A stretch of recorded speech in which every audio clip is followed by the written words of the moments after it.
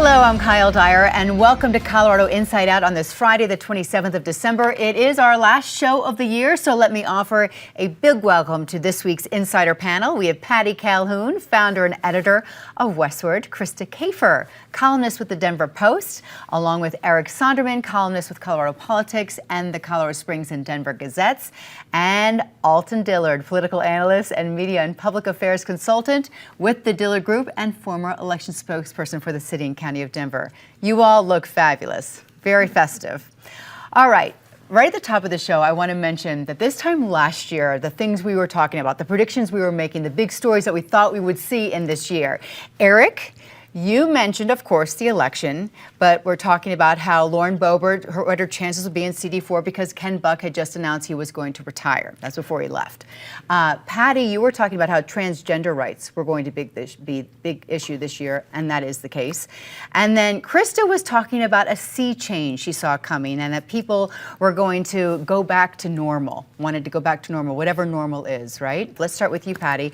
What do you project as being a big story or something that's going to happen in Colorado? Well, first I have to say, if this is normal, Krista, thanks a lot. Obviously, waiting to see what is going to happen with Trump when he takes office. Will Operation Aurora come in? Will the Highland Mommies, be set up on the border? Will journalists and public broadcasting lose their licenses or their funding? What funding is provided by the government, which isn't that much and is zero for some. I'm also concerned about Western land. So if you looked at Project 2025, William Perry Penley, who's from here, who was working with BLM for a while, wrote the chapter, and there's a lot of suggested action about selling off public lands, making them less accessible, drilling the hell out of them. So I think in Colorado, we're going to be watching to make sure that the 6 people who filed the lawsuit to keep Trump off the ballot aren't thrown in jail. Enjoy it, Krista. To see what else is going to happen in Aurora and to see what's going to happen to our public land. All right, Krista, you've been thinking about that? Well, at first thought, predictions for the new year, I'm going to go with death and taxes. I think that's a good bet.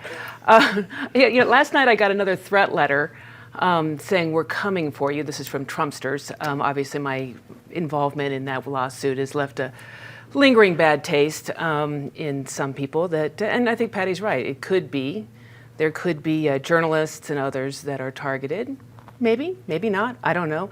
The new normal is interesting. And on one hand, we've got some balance. We've got four Republicans, 4 Democrats coming from Colorado to the U.S. Congress. I think that's good. There's no longer a Democratic supermajority in the state house, so we're going to see some more balance there. Democrats still have the upper hand, obviously. The person who's probably breathing the biggest sigh of relief is Governor Polis. I think he'd rather work with a more balanced, less left-leaning legislature, so I think there's a good normal there. I'd like to see Lauren Boebert back in the gold dress, back at the theater.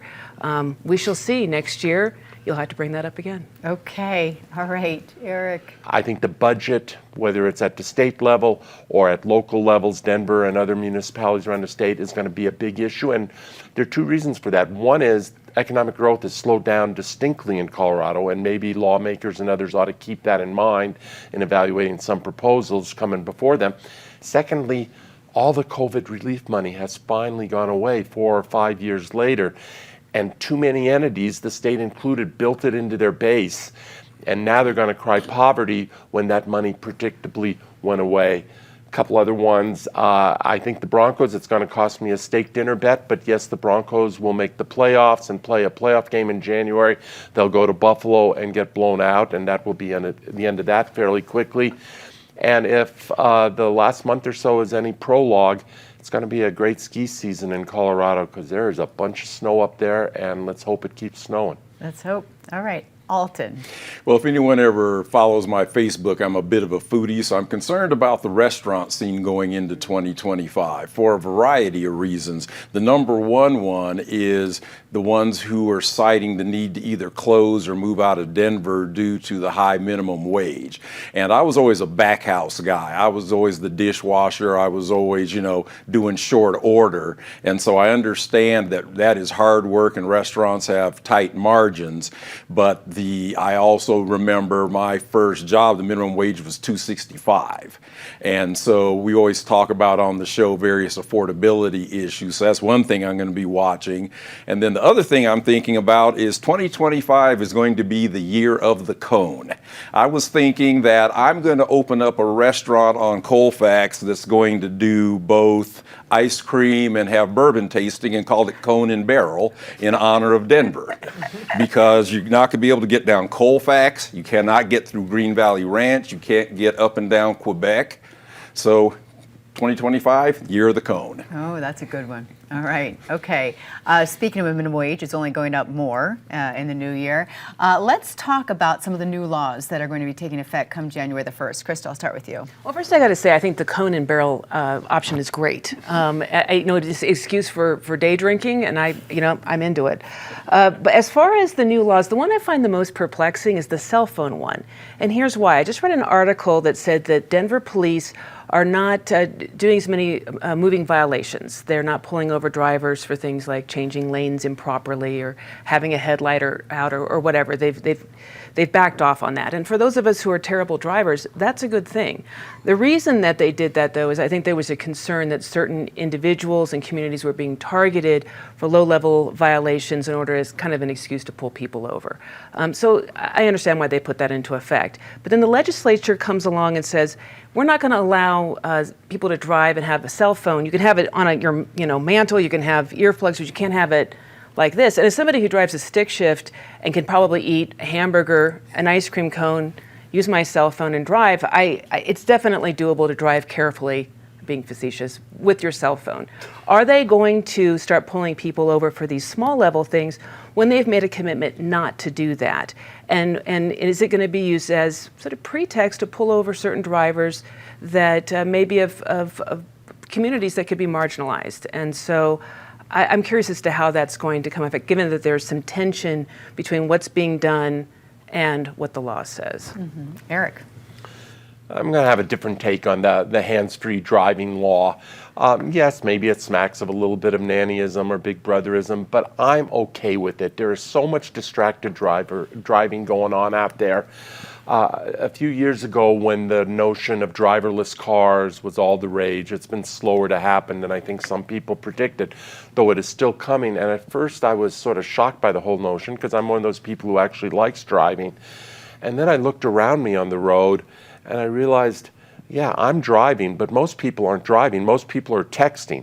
And given that most people are texting with that as their primary focus, not driving, bring on the driverless cars as fast as you can, just for pure safety, and so people can go about their texting and all their so much more important business than actually paying attention to the road. I think the minimum wage, Alton mentioned it in the first go-around, continues to be an issue. Obviously, we just heard news of what it's going up to in 2025. Mm-hmm. At the state level, our friend, who I often don't agree with, but sometimes do, John Caldera, had a recent column about it, which I found very interesting and provocative. His son, Chance, is disabled, born with Down syndrome, and just wants a job. And, at $15-some an hour, there's no employer that's going to hire a disabled person like John's son. But at some lower number, that would be the case. I know that there are a whole lot of people out there who depend on that minimum wage, but at the end of the day, the market can sort some of this out, and these are not intended to be career jobs. They're intended to be starter jobs. So the state wage is going up to $14.81, but every local municipality has a different wage. Denver, it's going up to $18.81 an hour. Yeah, and that, again, I think that's going to have impact. So as far as the new laws go, there's a couple, back to the one about the cell phone use in the cars. Yeah, you see people sort of weaving all over the place. If people were like you, good at it, that'd be a whole different story. But people get in and out of their lanes, and, you see it all the time. So I'm with Eric. I'm for that law. The one I'm really paying attention to is, we have our gold standard elections system here in Colorado. Now there's an expansion of a couple of areas of it. So now under the new law, pre-registration for young people now will start at 15 instead of 16, so that's interesting.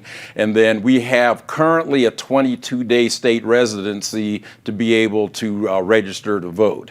But one of the things they're doing now is they're going to have the 22-day state residency, but if you don't have that, you will still be able to vote a provisional ballot for president and vice president. So that's universal, so it doesn't make any difference what state you move from, and so that's another expansion there. But the one part that really jumps out at me is what I'm calling the Cora cushion. Election officials really had to deal these past 2 years with Open Records Act requests being weaponized in the way that they were just sent in. They were cut and paste and high volume. How are you going to conduct an election when you're getting these cut and paste core requests from people all over the country? So now what the law is going to do is it gives election officials more time than the 3-day turnaround to be able to respond to those. Okay, all right, Patty. Well, some of us do have a lot of Cora requests, and we appreciate the 3-day, and we are not cut and pasters. I have to argue with Krista because you called me on my cell phone as I was coming here today, and I should not have answered that telephone because I probably crashed into about 5 cones to respond to Alton. I think it's a good law to have added in, partly because texting is so much worse. I didn't do that, but I was trying to look for my email to see what time the show started. I think it is a good thing to do anything we can to make drivers better on the road because it has gotten extremely hazardous on the highways. Highway and traffic deaths are up. Anything that will keep people from being distracted is good, and that includes all the crazy road work, not just in Denver, but around Colorado, and it pops up without warning. It would be nice to have warning a block ahead, a quarter mile ahead if you're on I-25. So we will put our phones down if the government does its bit too. Coming up on Tuesday, the 31st, the Natural Medicine Division, a branch of Colorado's Department of Revenue, will start accepting applications for psilocybin healing centers with the plan that they could open by summer. Eric, I'll start with you. I just like that juxtaposition of the Colorado Department of Revenue, which is essentially tax collectors and motor vehicle clerks and whatever, and a natural medicine division. Only in Colorado do you get that kind of juxtaposition. Color Me and regular viewers and those of you around the table have known this over the years. Maybe I'm a little bit of an old fuddy or a skeptic on some of the introductions Colorado has made, whether it's the legalized pot, which I think is very much of a mixed bag, so to speak, or now the psilocybin, which the voters have legalized. I'm clearly out of step with the voting majority of the state in that regard. But with regard to psilocybin, I have to say, even though my initial reactions were skeptical, and there's some skepticism that remains, I know medical professionals in my personal circle who I respect, who really believe that it holds potential in many cases. I have a number of close and dear friends who are using it and finding major relief from different forms of anxiety with psilocybin. So I'm becoming increasingly open to that, despite all my normal instincts. Okay, all right. Alton. And as always, when we're discussing substances, I do have to disclose my client relationship with One Chance to Grow Up, who operates in the space of trying to keep kids away from these certain substances. So one of the big concerns is the state rulemaking allows psilocybin to be dispensed in the form of chocolate and gummies. And so we want to make sure there's no false equivalency. We understand it's not the same direct-to-consumer dispensary market that cannabis is, but that is a big concern. And we're also quibbling a little bit with the Department of Natural Medicine because our interpretation is it can be removed from these healing centers by the facilitators. And if you look at their rules, it says it clearly in there, but they're saying that it's being misinterpreted. But I also want to shout out the Denver Department of Excise and License. They had a huge stakeholdering process around that. They're going to stick to the state guideline as far as having 1,000-foot setbacks, and some places, even like down in Colorado Springs, their setbacks are pushed out to a mile. So again, Colorado being essentially the substance capital of the world, liquor delivery, with marijuana, mushrooms, there need to be guardrails in place. Yeah, they do. All right, Patty. Well, let me disclose my conflict. We'll take every advertisement we can get from one of these healing centers, but we'll still also take Alton's calls. Eric brings up a really important point before we get into just how messy the regulation could be, which is Sue Sibley down in Arizona, a doctor who's been working with veterans on PTSD issues, and the success she has had with psilocybin treatment is amazing. Dr. Clarissa Pinkola Estes, who watches this show, the author of Women Who Run with the Wolves, a psychologist who has also worked with natural healing and has had incredible success. So the stories are out there. Of course, the horror stories are out there too. So people are going to have to be careful. It's not like this stuff is cheap, kind of like gummies. No one's giving it out for Halloween in their trick-or-treat bags. So just if you're in possession, be careful if there are children around. We will watch the government making sure that the stores or the healing spas are careful with how they deal with it. But I think everything is going to be okay, and some people are going to be much better than they have been. Okay, all right. So I guess I have to disclose my bias. During my era of poor choices, I ended up being hospitalized because of a bad mushroom trip. So there are risks, obviously, with these drugs, and that's true for marijuana. That's true for mushrooms. That's true for anything. It's even, think about opium as a painkiller in all of its various forms. Spares a lot of people pain throughout the world. It's a natural substance, but it also can be highly addictive, lead to death, encourage suicide for people who have addiction. And that's true for all of these drugs. They all have significant, could have significant side effects. What I see in this state is that we've gone from a kind of system where you could get these things kind of on the sly. I remember 30 years ago, if you wanted it, you could get it. Now it's a big business, and big business is continuously pushing this so that people who are sometimes on the margins of society, struggling, poor, out of work, young people are increasingly taking not just the little bit that they could have gotten in a undermarket, they're doing it a lot, and in doing it a lot are having a lot of problems with addiction. And so my concern is that we've gone from having one addictive substance out there that we've made from a sort of under-the-table thing to a big business that promotes itself very successfully, to now multiple drugs that are pushing themselves on people who, could end up having a hard time. And so if I were to offer a prediction, and again, this is somebody who does see that there can be therapeutic value to all of these drugs, is that we're going to see more people in difficult positions ending up with addictions, ending up with bad experiences, possibly ending up in the hospital. Okay. All right. Thank you all. I would like each of you now to announce whom you think gets the designation of Colorado's Person of the Year. Earlier this month, Time Magazine chose President-elect Donald Trump as its Person of 2024. So if we're just thinking about Colorado, who do you think deserves that kind of recognition? Person of the Year. I am starting with you, Alton. Person of the Year for me is Matt Crane, the Executive Director of the Colorado County Clerks Association. Just for the way that he handled the Tina Peters issue, the way that he handled the fiasco with the Secretary of State's office. Matt Crane is a conservative Republican, but he has never been an election denier. He's never been a partisan in that role. And keep in mind that he has to play a role along with Clerk Molly Fitzpatrick, who's president of the Clerks Association, in cat herding 64 clerks, whether they are rural, whether they are urban. So hats off to Matt. That's a good one. All right, Patty, who do you choose? A conservative Republican who probably is an election denier, but has made such an impact over the last year, Danielle Jurinsky, the councilwoman in Aurora, who really took the Venezuelan gang story and ran with it, ran to the national media outlets, got the video, talked to the people, set quite the agenda for Colorado for the last half of the year and maybe going into the new year with Operation Aurora. She listened to the tenants, whether or not she was completely accurate in what she presented, she made that a national story. Big time. All right, Chris, your choice. I'm going to give it to senior stateswoman Norma Anderson.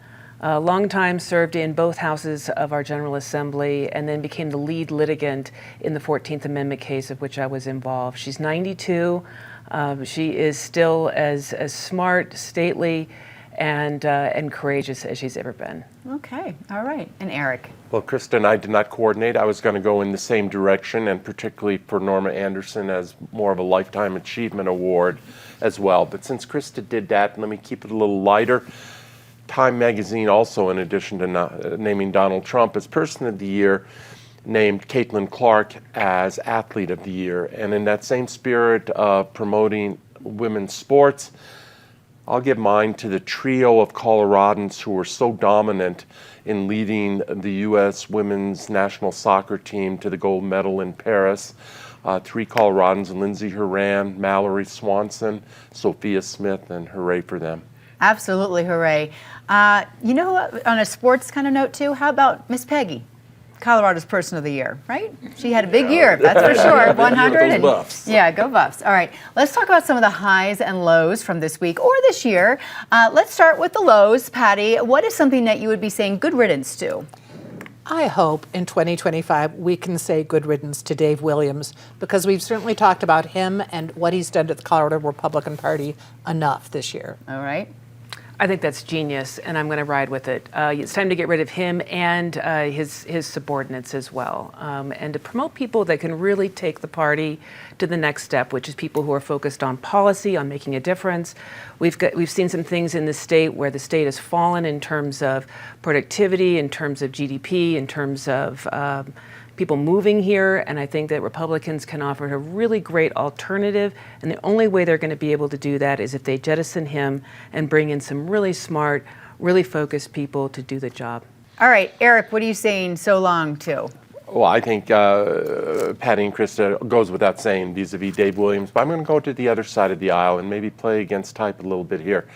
I'm going to say good riddance to Joe Biden. I think regardless of all the apprehension that's out there and that I share about what comes next, Joe Biden squandered a lot. He had promised to be a transitional president, a bridge to the new generation. I think between staying in that race way too long to not provide Democrats with an opportunity to move on, now the pardon of his son Hunter, who clearly has issues that he probably should answer for, I'm ready to turn the page on Joe Biden. All right. And you, Alton? And my good riddance is personal. We've been talking about Operation Aurora. I'm going to talk about Operation Alton Dillard. I have been in more surgical centers and hospitals this year than I care to even think about. I'm blessed to have good, health insurance, et cetera, but I would like a year with no procedures. Absolutely. I think that's a good one. All right, let's talk about something great, something that made you happy, smile this week or this year, something that gives you hope. It is a hard time for restaurateurs, but one restaurant is really making it big in Denver and has blown up nationally, which is Alma Fondafina in Lodi. Johnny Curiel and his wife, Casey, are doing an incredible job. I so want to go there. In Esquire, in Bon Appetit, everywhere. Okay, all right. I love that Aurora jettisoned its pit bull ban. Some of these dogs are absolutely fantastic. And as somebody who used to volunteer at a municipal dog pound, it used to be in these places those animals were systematically put down. And so I love the fact that people have come to understand that breed. It's a serious breed. You got to do their work. But I'm really glad that these dogs are no longer on death row. Okay, Eric? There's a lot of angst out there, and there's a lot of preoccupation out there with the failings of our political system. I share a lot of that, and I fall victim to the preoccupation too much of the time. But at the same time, there is a lot of beauty in the world, the mountain beauty that we're privileged to spend a good chunk of our time in. People's hearts regardless of where they fall on the political spectrum, in most cases are positive and warm, and I think we ought to celebrate that. That brings us together in the beauty in the world. At the same time, we pay attention to all the dysfunction around us. I want to come give you a hug. Lovely. All right. And mine is looking forward to 2025 as a calm, nonpartisan election year. There will be things like, school board races, maybe some state issues, maybe some local issues that are going to pop up in November, but nothing like the heat that we saw in 2024. So for all my friends who are still working day to day in the elections administration business, hoping for a nice, calm 2025. I think that is perfect. All right. My high is that we're not only looking back on 2024 and focusing on all the possibilities that await us in 2025, but as a team, we have completed now our, come on up, 32nd year of Colorado Inside Out here on PBS 12. We're going to drink to that, by the way. It wouldn't happen, the show wouldn't happen with all the people behind the scenes, the production team, the ones who decorated this set for the holiday, right? And of course, our team of top-notch insiders who come every single week ready to chat. I appreciate you all. I guess I could just pass this down, although it might get messy. I appreciate you four for joining us to end the year. I appreciate those other insiders who are at home, who are not with us. We love you. And we appreciate our viewers and those who watch every week, who listen to our podcast. The show is growing. I'm happy. We're happy. Happy New Year. No, but don't mix it with your mushrooms. Enjoy your sparkling cider. Enjoy your real cider next week. Happy New Year. We'll see you next year here on PBS 12.